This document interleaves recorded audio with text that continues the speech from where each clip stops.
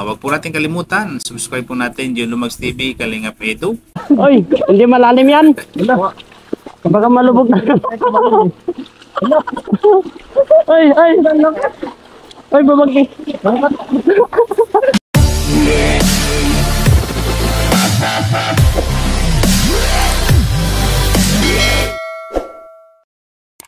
So ayun, what's up guys? Welcome back po muli sa aking YouTube channel. Panibagong araw at panibagong vlog.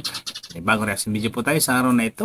For today's reaction video po, ayan, pag-usapan po natin itong dalawang Kalingap partner ay sumakay na po. Hello po guys, magandang araw po mga Kalingap. Subscribe natin Coolwin.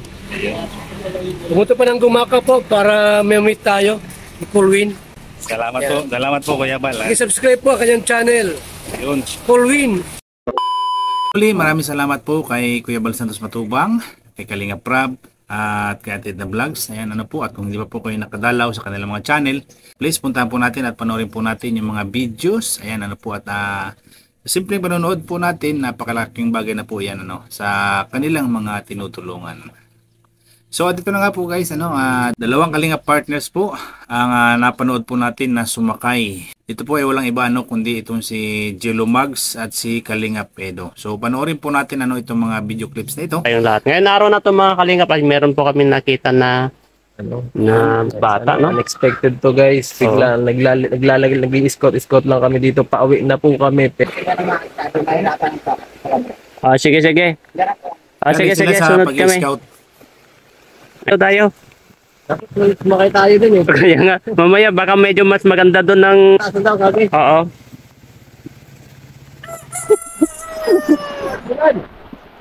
So at yun po nakita po natin na napanood natin yung dalawa ay galing po sa pag-i-scout daw at meron silang nakasalubong or nakita na bata na sa tingin nila ay pwedeng tulungan, kaya yun hinintuan nila at kahit napakalakas ng ulan ay hindi nila inalintana talagang aakyatin pa rin nila yung bundok na iyon yung dinaanan nila, nakita po natin paakyat at para mapuntahan yung pamilya ng batang ito na kanilang gustong tulungan.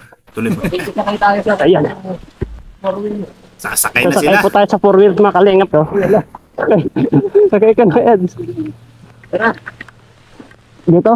O, pwede yan din. Sige. Pambihira kaya tayo nito. Aba. Oy, hindi malalim yan. Wala. Baka malubog na. Ay, ay. Ay, babagi. Ay, grabe. Grabe po. Grabe. Sakto lang pala. Maipit yung kamay mo.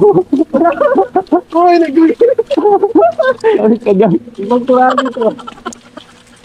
Grabe ang lakas ng kalabaw. Ito pala po Ayan po. So at yun sumakay na po itong dalawa sa Paragos. Ayan, Paragos ang tawag niya sa amin sa Quezon dito sa Mindanao ang tawag niya parang balsahan o yung iba karmata, yung ninihila ng karabaw. Yan yung dual yan, kahit yung karga dyan pwede kahit niyog, mais, ganyan palay, yan so yan po yung ninihila ng kalabaw na kinakargahan ng mga produkto ng mga magsasaka. So ayun nga po, nakita po natin na sumakay yung dalawa so napaka nitong dalawa ito, napaka-humble so kabila nung kanilang status na medyo alam natin na medyo sikat na sila sa mga tagapanood o sa mga community ng Kalingap ay talagang hindi po nila pinapansin or baliwala po sa kanila yung maputik na daan at yung pagsakay nila doon sa Paragos na yun na hinihila ng karabaw at talagang nakakatuwa po dahil tuwang-tuwa po silang dalawa habang sakay-sakay sila doon sa sa karmata. So ayun po guys alam niyo po guys yan po ang isa nating kinabibiliban dito sa dalawang ito, kay Jello Mags at kay Kalingap Edo. Talagang sinusuong po nila yung mga kabundukan, pinapasok po nila yung mga liblib na lugar para lang makapagbigay ng tulong ano or makapag-abot ng kaunting ayuda man lang ano para sa mga kababayan natin. Nakilala nga po nila ano yung batang iyon na sakay ng kalabaw. So panoorin po natin ano at kilalanin natin kung sino itong driver ng kalabaw na ito. Saan ang bahay nyo? Anong pangalan mo? Ayun, Giancarlo? si Giancarlo. Kapangalan mo yung pamangkin ko Giancarlo. Ayan po mga kalingap. Sumakay po si Edo.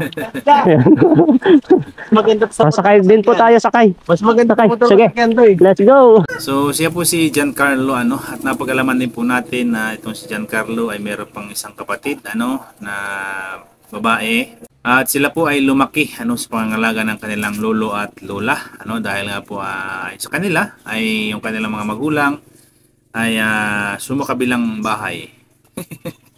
Makabilang bahay na po ano. So nakakalungkot po doon ano dahil hindi iniwan sila sa kanilang mga lolo at lola. So lumaki sila sa kalinga or sa pag-aruga ng lolo at lola kaya naman ngayon po ay medyo maedad na rin yung kanilang lolo at lola. Kaya si Giancarlo ayan ay habang walang pasok ano kapag wala siyang pasok ay sumasideline siya no sa paghahanap buhay. So nakakatuwa ang ganitong klase ng bata ano na talagang mayroong pangarap sa buhay ano determinado siyang makapagtapos ng pag-aaral sa kabila ng kalagayan nila no sa kanilang pamumuhay. Naghanap ng ibang babae, siyang kinakasama.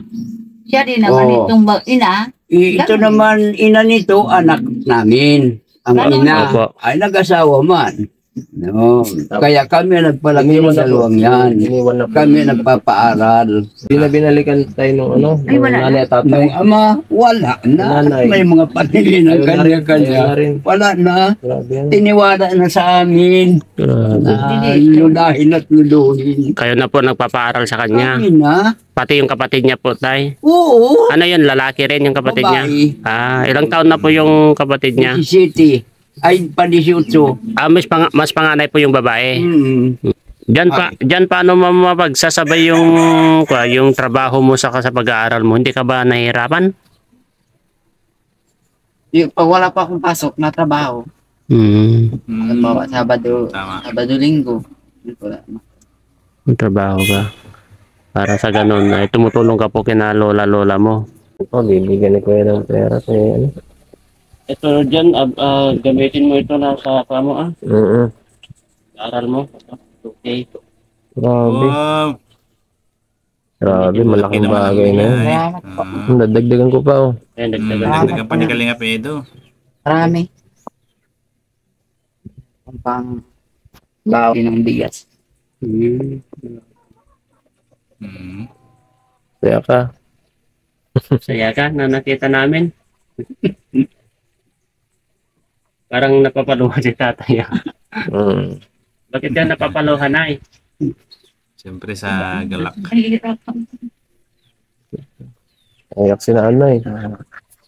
Yun nga po, nabigyan si Giancarlo ng tulong itong si Jello Mags TV at ni Kalinga Pedro pero alam niyo po ba guys yung inisip pa rin ni Giancarlo kung saan niya gagamitin yung pera na yun ay ibibili daw po ng bigas. Naramdaman po natin yung talagang hirap ng sitwasyon nila at talagang mas uunahin pa niya talaga na yung pagkain para may makain sila kaysa sa kung anong mga bagay napakaulirang bata na tong si Giancarlo talagang iniisip niya yung pagtulong din doon sa kanyang mga lolo at lola na siyang nagpalaki po sa kanilang magkapatid at na yun nga po nawa ay makatapos ng pag-aaral itong si Giancarlo at magpursige siya na kahit paano ay makatapos siya kung ano man ang iyang gusto at ay doon sa kanyang lolo kahit hindi man lang siya makapag-college ay makapag-aral siya kahit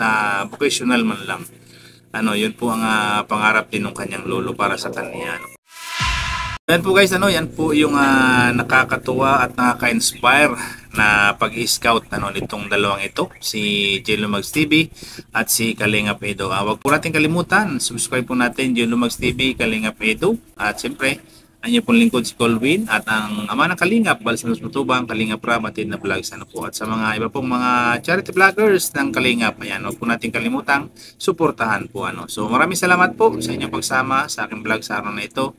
Mag-ingat po tayong palagi. God bless po sa ating lahat. Bye-bye po.